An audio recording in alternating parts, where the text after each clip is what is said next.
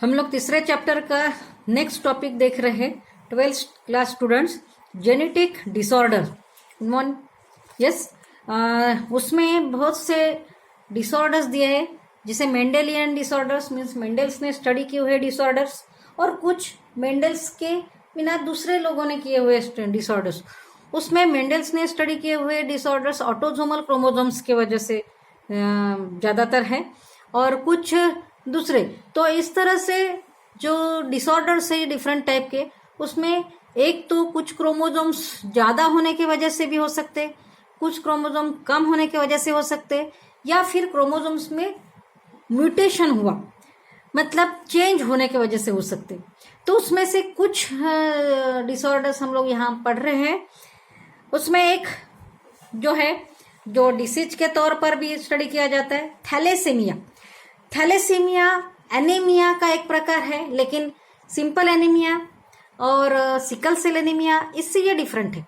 हमको समझ लेना है, क्योंकि सिकल सेल एनीमिया के कुछ कैरेक्टर्स यहाँ पता चलते हैं, कुछ कैरेक्टर्स हमको पीलिया के समान इसमें लगते हैं, लेकिन वो नहीं है।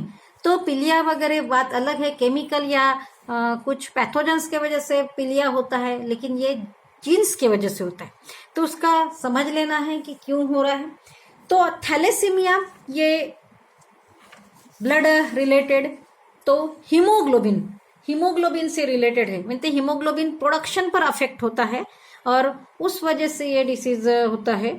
तो ये हम समझ लेना है कि ये ऑटोसोमल क्रोमोसोम्स के वजह से होने वाला डिसऑर्डर है, और ये डिसऑर्डर रेसेसिव है ना। सेक्स क्रोमोसोम से इसका कोई मतलब नहीं, ये रेसेसिव है, मतलब डोमिनेंट नहीं है, मतलब कम प्रमाण में देखा जाता है, क्योंकि ये इसके जो जीन्स के वजह से जो इफेक्ट हो रहा है वो रेसेसिव जीन है, मतलब हमेशा कॉमनली नहीं होता। देखिए कि थैलेसीमिया होने के लिए कौन सा रीजन हम लोग है ये देख लिए। तो एक्चुअल क्या इफेक्ट होता है और क्या अफेक्शन होता है, क्या प्रॉब्लम होता है, ये समझ ले। तो हीमोग्लोबिन में प्रॉब्लम होता है, तो हमको पहले हीमोग्लोबिन का स्ट्रक्चर समझ लेना है कि हीमोग्लोबिन कहाँ होता है, आरबीसीज में होता है। और आरबीसीज में जो हीमोग्लोबिन होता है, उसके वजह से ब्लड हमारा लाल दिखता है। ये हीमोग्लोबिन 4 तरह की पॉलीपेप्टाइड चेन से बनाते हैं। Polypeptide chain means protein chains, protein की जो चेन बनती है। तो कुछ प्रोटीन से सिंपल प्रोटीन, स्ट्रक्चरल प्रोटीन, कोई फंक्शनल प्रोटीन, अलग अलग जगह पे प्रोटीन काम करते हैं, कोई एंजाइम्स करके काम करते हैं। तो यहाँ पे हीमोग्लोबिन ये भी प्रोटीन से बना होता है। ये 4 तरह की पॉलीपेप्टाइड चेन से बना होता है, 4 तरह की नहीं, 4 पॉलीपेप्टाइड चेन से बना होता है। उसमें 4 पॉलीपेप्टाइड चेन में 2 चेन ये अल्फा टाइप के होते हैं, अल्फा टाइप के हीमोग्लोबिन के होते हैं, और ये बीटा। तो ये पूरा अल्फा और बीटा दोनों मिलके हीमोग्लोबिन बनता है। तो इसलिए एक टाइप के चेन को सिर्फ ग्लोबिन चेन बोलेंगे, पॉलीपेप्टाइड चेन, लेकिन ग्लोबिन टाइप का होने की वजह से हीमोग्लोबिन चेन बोलेंगे। ठीक है, ग्लोबुलिन और ग्लोबिन में फर्क है, ये ध्यान में रखना, कभी कभी लिखते वक्त मेरे हाथ से भी हो जाता है। तो 4 पॉलीपेप्टाइड, 4 की संख्या है पॉलीपेप्टाइड चेन की, उसमें से 2 चेन अल्फा टाइप के होते हैं और 2 चेन बीटा टाइप के होते हैं। हम लोग सिंबल में भी लिख सकते हैं, स्पेलिंग में भी लिख, सिंबल कभी कभी बच्चे गलत कर देते, इसलिए यहाँ पे स्पेलिंग लिखना है, क्योंकि ये फिजिक्स नहीं पढ़ रहे हम लोग, मैथमेटिक्स नहीं पढ़ रहे। तो 2 अल्फा चेन और 2 बीटा चेन होते हैं पॉलीपेप्टाइड के, और ये 4 चेन मिलके हीमोग्लोबिन का स्ट्रक्चर बनता है। मतलब अपने आप ये समझ में आ गया है कि इनमें से कोई भी अगर कम बन गया, या अगर अल्फा चेन कम बन गई तो भी हीमोग्लोबिन पूरा तैयार नहीं होगा जितनी जरूरत है, अगर बीटा चेन कम पड़ गई तो भी हीमोग्लोबिन जितना चाहिए उतना तैयार नहीं होगा। मतलब दोनों का 50-50% जो है वो 1:1 प्रोपोर्शन में दोनों चेन तैयार होना चाहिए। तो अगर अल्फा चेन के सिंथेसाइज में अगर डिफेक्ट आ गया, बीटा चेन सफिशिएंट है, फिर भी हीमोग्लोबिन कम तैयार होगा। बीटा चेन के प्रोडक्शन में, सिंथेसिस में अगर इफेक्ट हो गया तो भी हीमोग्लोबिन कम बनेगा। समझ में आ रहा है? तो ये क्वालिटेटिव चेंज होता है, लेकिन कम प्रमाण में तैयार होने वाला। डिफेक्टिव हीमोग्लोबिन तैयार नहीं होता, जरूरत से कम तैयार होता है, क्योंकि उसके इंग्रेडिएंट्स जो है, उसके जो घटक है, उसमें से कुछ घटक कम है, तो नहीं बन सकता। ठीक है, तो इस तरह से हम लोग अगर खीर बनाने जाए, चावल हमारे पास बहुत है लेकिन शक्कर कम, तो हमको कम खीर बनानी पड़ेगी, और शक्कर ज्यादा है लेकिन चावल कम है तो भी खाली शक्कर से तो खीर नहीं बने, क्योंकि दोनों का जो प्रपोर्शन है वो सफिशिएंट होना जरूरी होता है। इस तरह से ये दोनों का जब तक प्रपोर्शन सेम नहीं होगा तो सफिशिएंट अमाउंट में हीमोग्लोबिन तैयार नहीं होगा। तो इस तरह से अल्फा चेन बनाने के लिए कौन सा जीन कंट्रोल करता है, क्योंकि हमारे बॉडी में जो भी चेंजेस होते हैं, जो भी कैरेक्टर्स है, उसके लिए कंट्रोल करने वाले कुछ जीन्स होते हैं।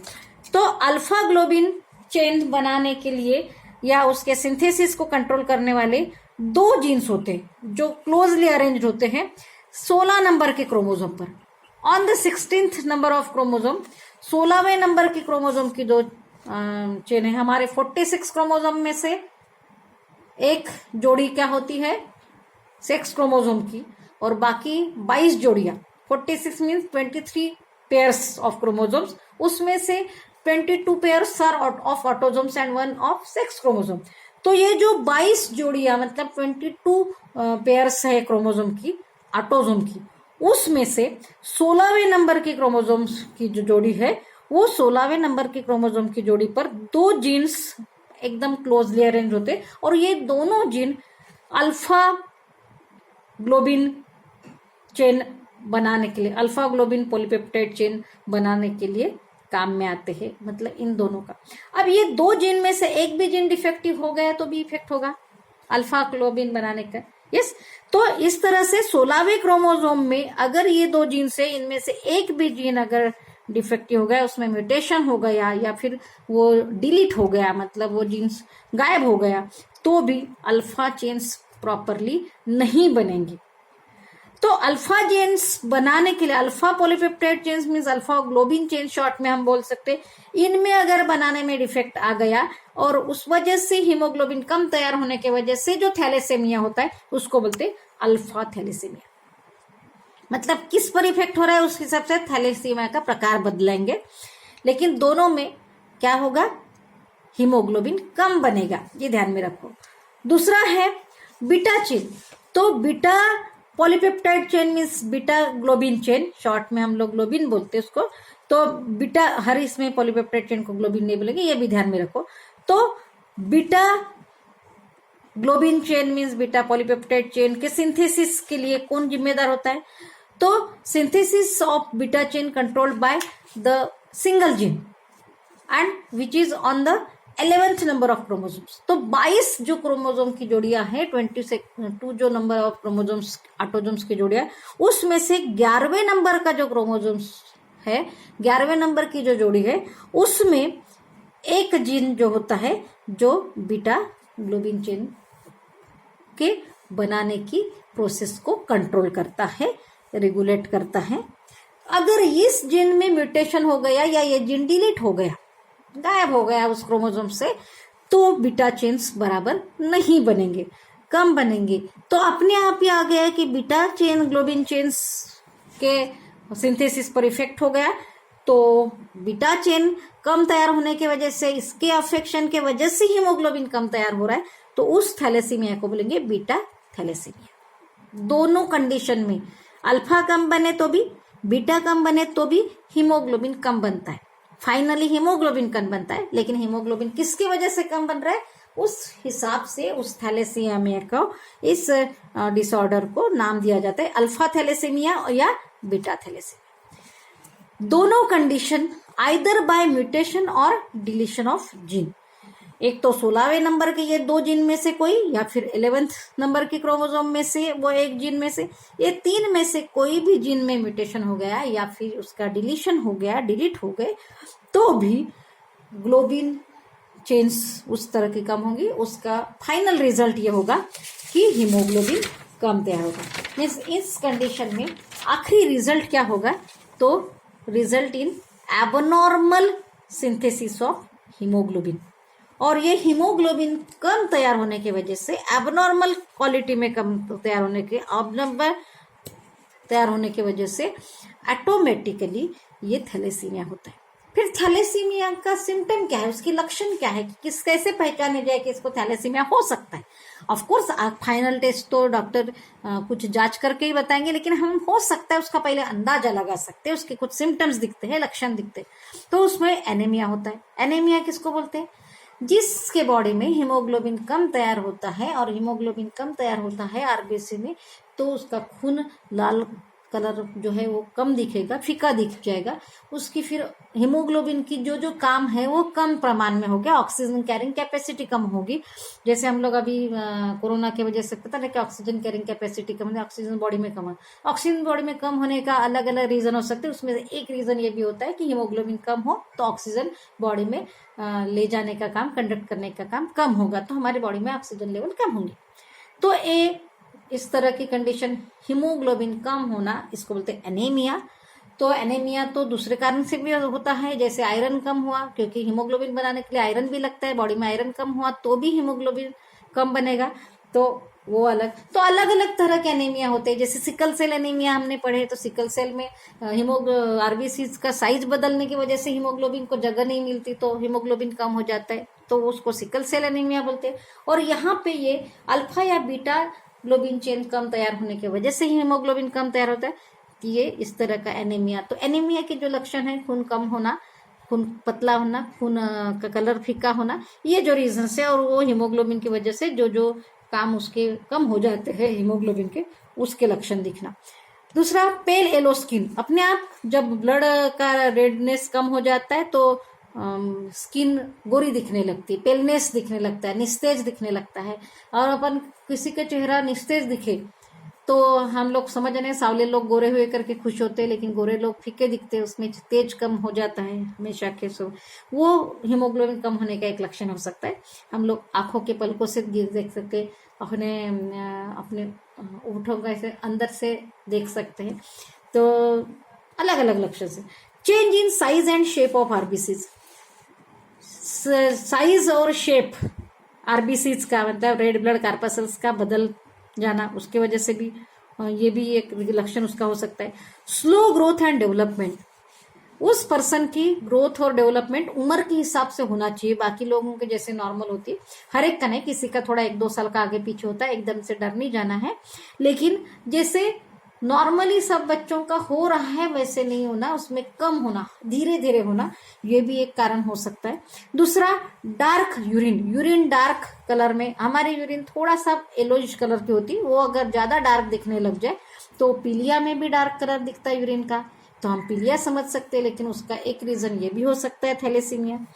तो ये अलग अलग सिम्टम है जो दूसरे डिसीज के साथ, दूसरे डिसऑर्डर के साथ भी मिलते हैं, इसलिए अपने ही मन से अपना डॉक्टर नहीं बनना है। ऐसे अंदाजा है तो हम लोग डॉक्टर्स का परामर्श ले, डॉक्टर्स की सलाह ले, अपने मन से भी कोई भी दवाई ना ले, ये ध्यान में रखो।